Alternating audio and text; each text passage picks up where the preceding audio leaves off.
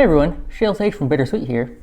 So as many of you know, my quest to find sherry locally has been challenging, to say the least.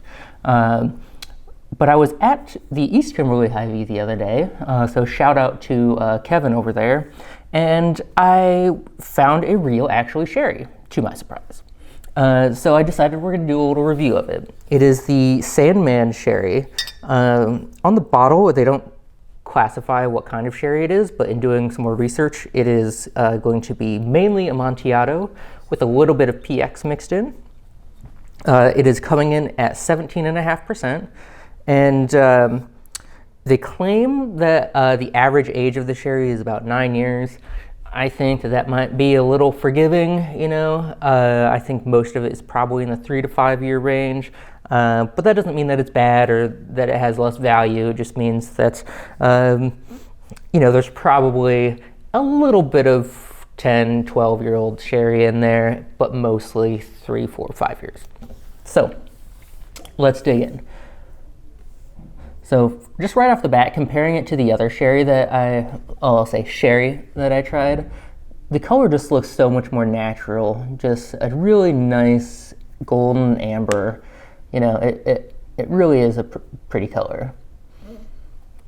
And then just right off the nose, like, I can just tell that this is just so much different, so much more complex than the other cheap sherry that we tried.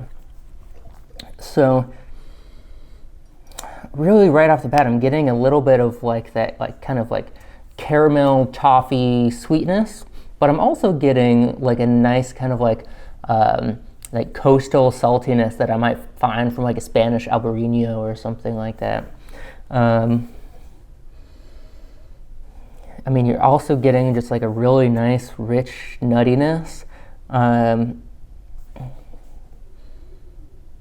And you know what, I kind of get like a little bit of like an slightly unbaked bread or slightly like kind of like doughy quality in the nose.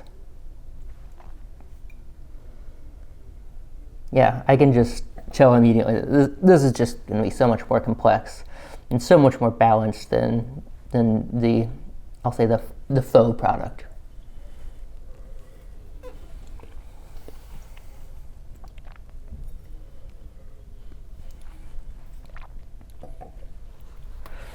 Yeah, with this sherry, even though it's not as acidic as other Amontillado sherries that I've had, I really think the acidity provides a really nice balance to the PX in there. I also get a really, that saltiness and that minerality really comes into play, and I really enjoy that aspect of this sherry.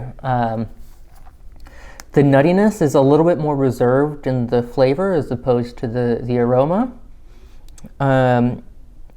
And then that kind of like doughy quality, it's there in the flavor, but again, I'd say that's more in the nose than it is in the actual flavor of it.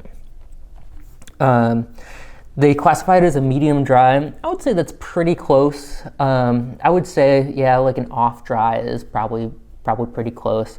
You know, one thing that I really like about this is that it leaves kind of like a fresh fruit, almost like if you were eating like a nice grape or a nice like tart cherry quality finish to it. Like it ends on like this like really nice bright acidity that you're gonna get from some of those fresh kind of spring fruits.